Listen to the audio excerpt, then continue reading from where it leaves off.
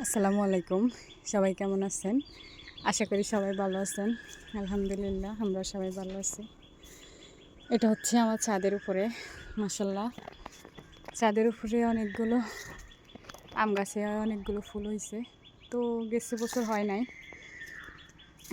এগুলো কলম আম গাছ। মাশাআল্লাহ এবার অনেক আমের ফুল আসছে। যদি আল্লাহ রিজিকে রাখে তাহলে তো খেয়ে শেষ করা যাবে না। তো হচ্ছে আর কতগুলো আম গাছ। এগুলো সবগুলো হচ্ছে কলফের আম গাছ। একটা আম গাছ, একটা আম গাছ, হচ্ছে আরেকটা আম গাছ। এগুলো হচ্ছে সবগুলো আমাদের আম গাছ। একটা ওই আরেকটা, মানে সারা বাড়িতে মাশাআল্লাহ দিলে অনেকগুলো আম গাছ, আর সবগুলোতে এবার ফুল আসছে।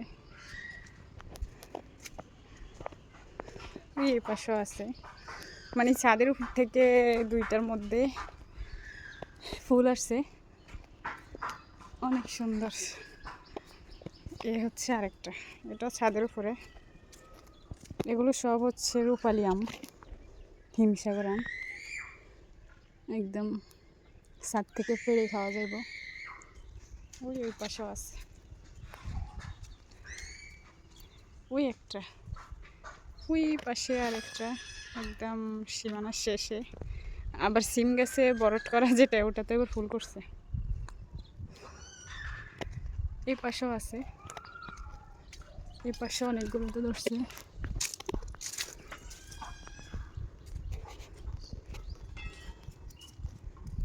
এই হচ্ছে একটা, এই হচ্ছে আরেকটা,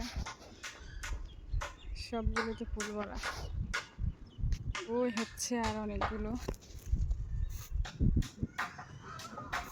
এই হচ্ছে আরেকটা।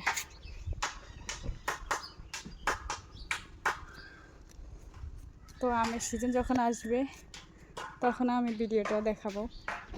আমাদের আমগুলো অনেক বেশি মিষ্টি, মানে কাঁচা থাকতে অনেক বেশি মিষ্টি হয়, আর পাকা পর্যন্ত মানে রাখা যায় না, একদম পোক হয়ে যায়।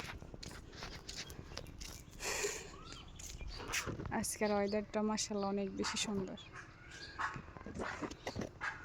এখন ধানের সিজনের সময়, একদম ছোট ছোট ধানের গাছ চারপাশে।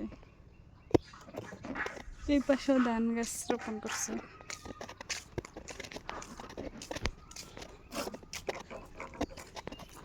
সব সবুজ শ্যামল। বাড়ির আশেপাশে যদি এরকম সবুজ প্রকৃতি থাকে তাহলে তো মাশাআল্লাহ কোনো কথাই নেই। চারিদিকে সবার আম গাছে আমের ফুল আসছে।